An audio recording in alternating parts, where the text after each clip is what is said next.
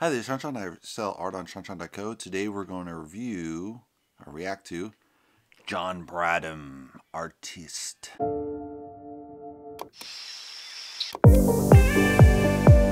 So let's take a look at his channel. So his YouTube channel, he has a nice painting across the top. It's really nice. I think that's a really great way to sell yourself as a painter. For his icon, he has a picture of a painting. I would do your face. It doesn't make sense to do just a painting because that could be any landscape painter, so you would have no idea who this is. But a face will be unique, so I would put your face there instead of this. He has a link, one of his links is his website, and then he has, okay, it goes to a broken link, so that's no good. So he has some broken links on his website. Some pages don't have anything. He has an Instagram and Facebook. I would just have all your social media focus only to your website, so I would only actually do one link. Put it your website. You can put your social links if you want on your website, which I wouldn't agree to either, but just have all your social media go to your website and purchase art there. If you're going through galleries, a little tricky, so maybe you have like some gallery links on your website, but that's how I would organize that. But it's good to have links on this. Good Photoshop. We scrolling down below. So the real page, he has videos, shorts, that's it. He hasn't done any playlists yet, so I would encourage him to break this into playlists because I think he does a couple different types of painting. He could do it like acrylic, oil, watercolor. He could also do it by theme, like mountainscapes, rivers, in-town cityscapes. So you could do that kind of breakout by playlist. I think that would be a stronger way to organize the YouTube channel. So going to our first video, it's called Layering Trees in Sun and Shade, Plain Air, Oil Painting in the Green River, George Washington with John. Very, very long title for SEO purposes, obviously. So it's kind of cool. He starts a shot of where he's going to just paint, which is really nice.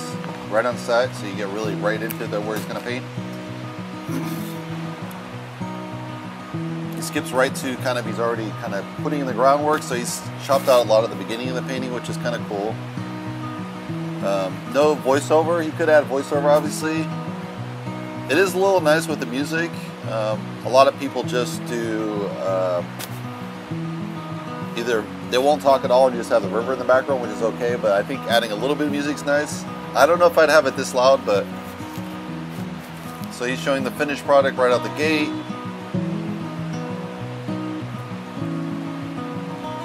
Well, it's kind of like, do you want to see the rest of the painting then? No. Yeah, that's okay. You can start it like that. So here he's walking. That's kind of cool. Let's skip ahead. I think he's going to walk along the journey. Get some plein air painting in. Okay, so he has a conversation. That's good. There's some salmon hatchery ponds down here at the bottom of the trail right beside the river. I don't know if they're still in use. It looks like they have water. Oh, yeah, I see. Many little salmon. So I like that he's kind of introduced in the scene. He's walking there. That's really cool.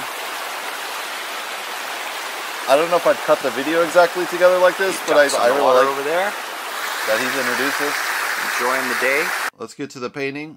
Cold gray from Rembrandt, titanium white, cerulean blue, cobalt blue, ultramarine blue, sap green, transparent oxide brown, burnt sienna, alizarin crimson, cad red, cad yellow, Windsor lemon, Gamblin radiant yellow, and yellow ochre. I'm not sure I'll use all these. I may just try to use ultramarine blue, sap green. Alright, let's skip ahead. It's good to run through the colors like that though. Wash and then leave it alone and not paint over that, except for maybe some of the lighter greens in that background hill. That would be ideal. And he's starting with the grid lines, which are smart. In you the kind of scene, get the composition how you want.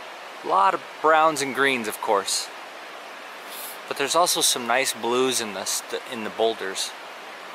So I think for the background behind the trees, that background hill of trees, I'll go with a transparent oxide brown wash initially and then work. I like how he's just showing what the artist actually views on site, so that's a really cool view because he's kind of like scanning the horizon, showing you like where he's going to set up the composition. A lot of times people just set it up and you just don't really get an idea of like how he had analyzed the scene, and you really get the feel that he's actually analyzed the scene. Let's get to the painting part, guys. Got nice music on in the background. This guy cool, he has the colors here so you know what he's kind of color mixing. I think that's good, but I don't know if it's necessary. Just laying in the base of colors, kind of your background, like lights, but very, very washy, so I'm not sure why you would need it this washed out. It just seems a little bit extreme to me, but who knows. But a lot of painters like to start with this red background kind of thing, give it a warm tone, and then they kind of add. Let's go skip a little more ahead. So here he's added a lot more color.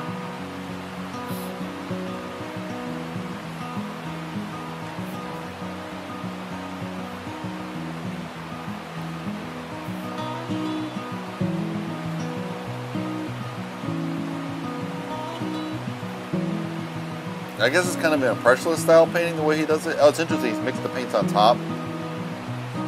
I don't know why you have a double palette like that. It's kind of weird, but it's interesting. I guess he's mixing the colors ahead of time and then putting them up there, so he kind of got his palette, which you can do in oil. You can't do that in acrylic, obviously. Acrylic, you just run out of paint.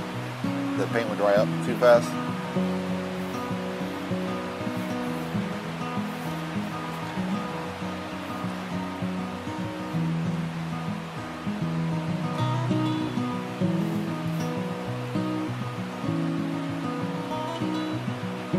It's an interesting style where he just uses this big brush, very consistent brush stroke.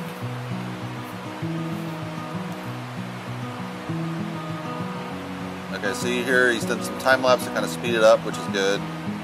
Although I don't know if time lapse is always the best way to do it. I've done a lot of time lapse myself, but I find a lot of viewers don't like time lapse, so it's kind of like on the fence.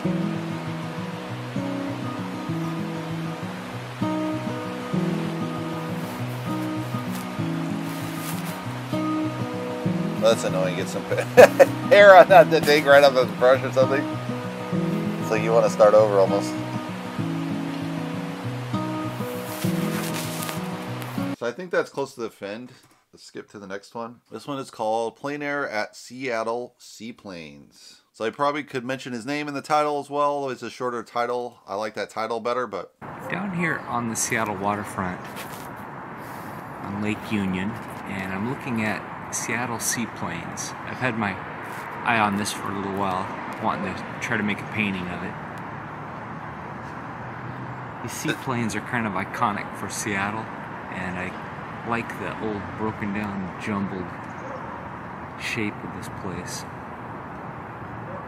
Going with an 11 by 14 inch full primed.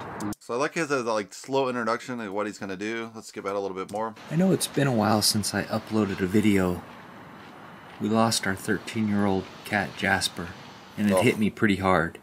That sucks. He was such a good friend, one of those once-in-a-lifetime pets. It kind of took the wind out of my sails for a while. We then had a big trip to France, where I did do a lot of plein air painting, and those videos will be coming out before too long. I'm using the red dot round brush for as long as I can to create a rough contour drawing. The contour drawing is created with a continuous line if possible. This red dot brush carries so much turpentine and paint that I start using it to do the turpentine wash as well. I don't know about this turpentine wash. In my painting process, I like but... to cover the white surface with a light, diluted, transparent layer that I can then work into. I use either Gamsol or turpentine. Next, and you can do this in oil. oil. And then a clean brush to wipe away the lightest lights, suggesting a high key value pattern. I'm not trying to achieve my darkest darks at this point. I'm just trying to develop the composition with simple light. Let's add a little bit more, guys. Yeah, personally, I wouldn't use like a wash like that. The hillside with some buildings on it, some trees on it. I'm not going to try to capture that here. I'll just suggest it with some loose brushwork. Dip into this light I mixed here as well too. Add a little bit of variety. It's kind of interesting as it's pre-mixed thing. I've seen oil painters do this before. You can't do it in acrylic, but it's definitely pretty cool. You can mix your paint ahead of time with the right palette. Beautiful spring day. Almost 60 degrees here. It's been a while since it's been 60 degrees here in Seattle. I think I would have set it personally back more and have more of the blue in the front ground, but that's just how I would paint it. This is a nice location right on the water. There's some beautiful old working boats parked nearby that would make a nice subject to paint as well. Let's skip ahead a little more, guys. And helps me to maintain real soft edges at this stage too.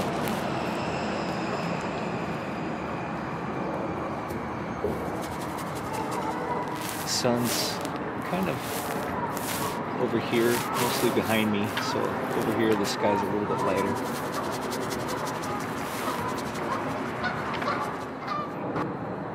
Alright, I didn't mix up color for the tree. Let's skip ahead a little bit more, guys. Alright, now I'll go with a little small evergreen long flat. It's a 0, and painting some of the finer detailed signs and the airplanes.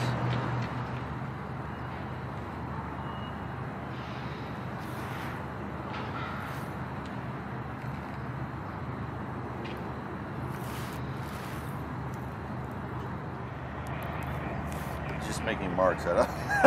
It didn't show any of the lettering, so I'm like, why would you put the lettering if you're not going to paint it out? It's kind of strange, but it reads like there was lettering there, I guess.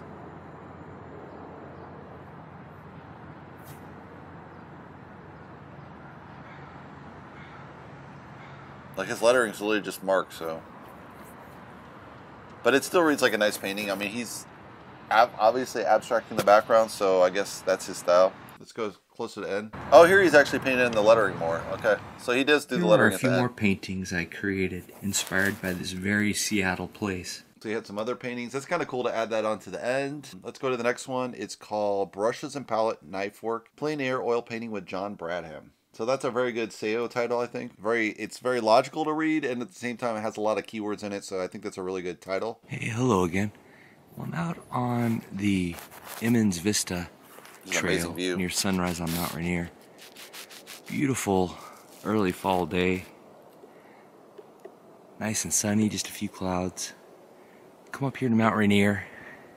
I have a composition in mind. I'm thinking of a portrait just this side of the mountain with some dark, tall pines and a sun. Again, it's really cool that he kind of walks the viewer through the landscape that he analyzed with his own eye, and you get to see of how he's kind of composed it. I think a lot of painters are missing this in their painting tutorials, so I think it's a really cool ad by John here. Sunlit slope in front of. Let's skip to the painting part, guys. So let's start over here. With charcoal, just to help me set the composition without putting my big shapes too close to the edge. So I'll start with that small ivory and do a quick sketch. I'll use different colors. I like to use alizarin crimson in the background and a little. Oh, another thing to add, he's using the pure thirds, but actually the pure thirds are not the actual composition lines. The compositions lines are following the Golden ratio, the whole reason you have that. And so the Golden ratio is 1.618, blah, blah, blah, blah, blah. And so what you do is you do from the top, it has to be 1.6 basically all the way through that. So those aren't true third lines. The true third lines are actually a little bit closer together in the middle. So you would have it go from a golden spiral all the way to a 1 point.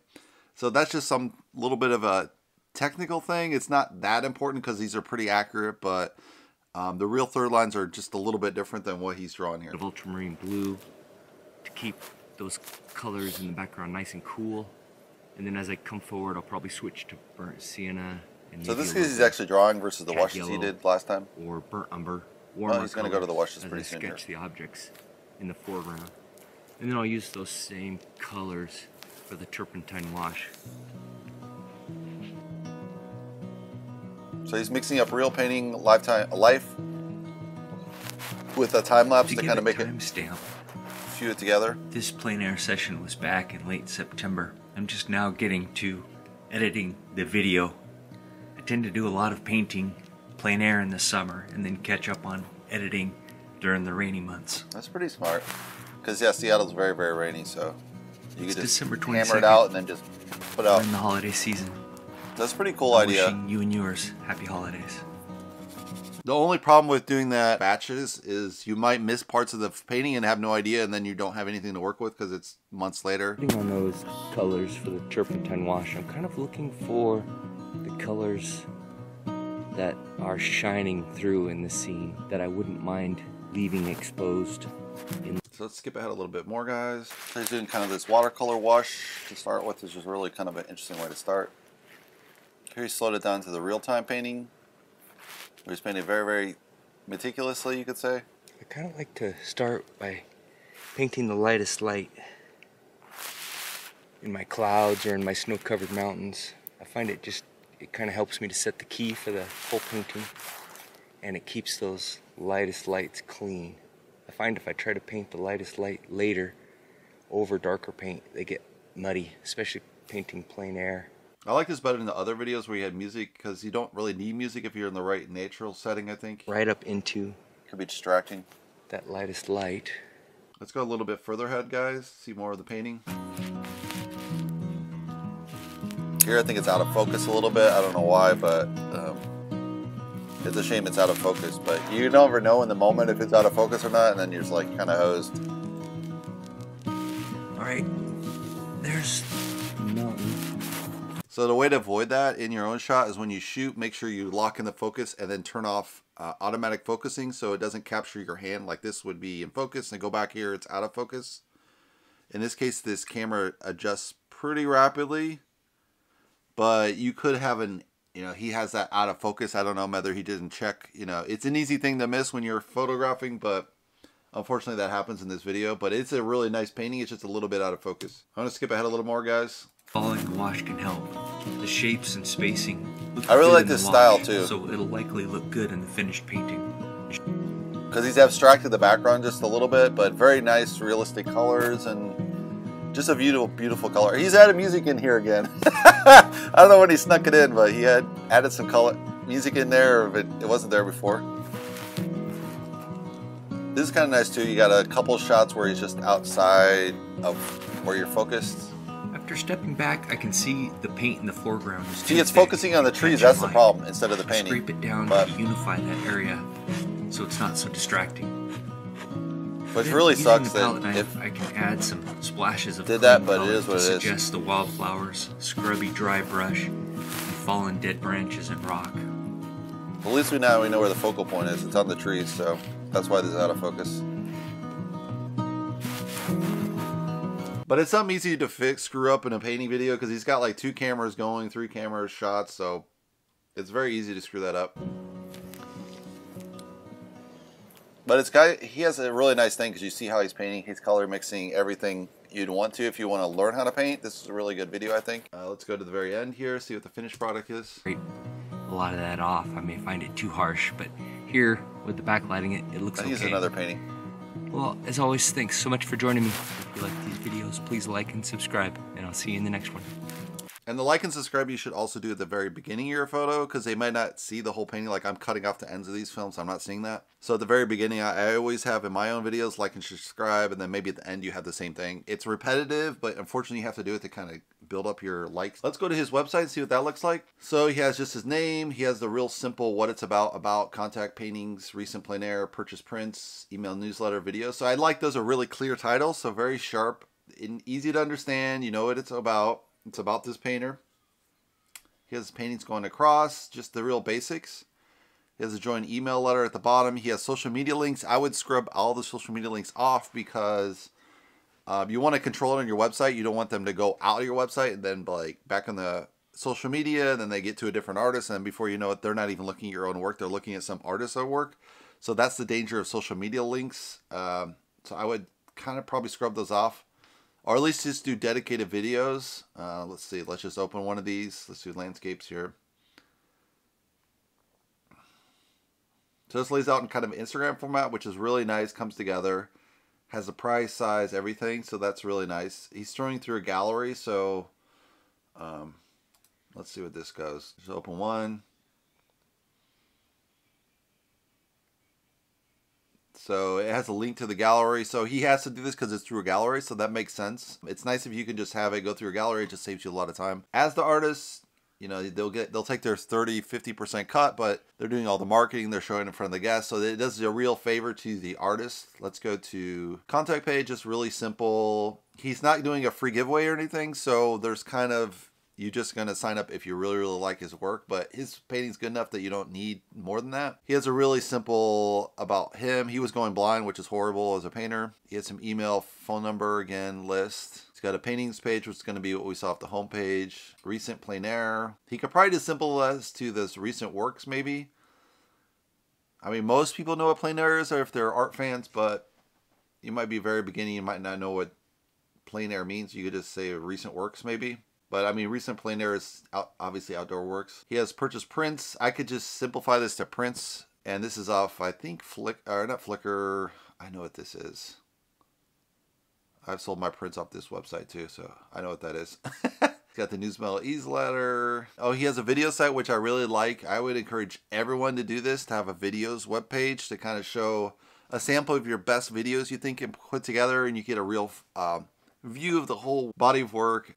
Personally, I put it on my about page combined, so you'll have like about me, and then you have this style and that style and this style and this style, and then interviews combined and all in one page. But I think this is a really good, sharp thing. I think you could just add maybe some artist interviews. Might be a little more interesting to see. Like on the about me, he could have an interview where he's talking to the viewer, like a headshot like this, and kind of talk about his work and everything in a more in-depth way. I think that would be a really cool thing. He's obviously done it in print, but he could do a video version too. Could be really cool to see that. But yeah, I think it's a pretty strong website. Very nice style in his paintings. I think I would encourage him to do maybe a headshot at the beginning of the videos to kind of get a more personal connection between the artist and the viewer. But overall, I think it's a really strong channel. Go check out Jod Branham. If you'd like to subscribe, you can subscribe below.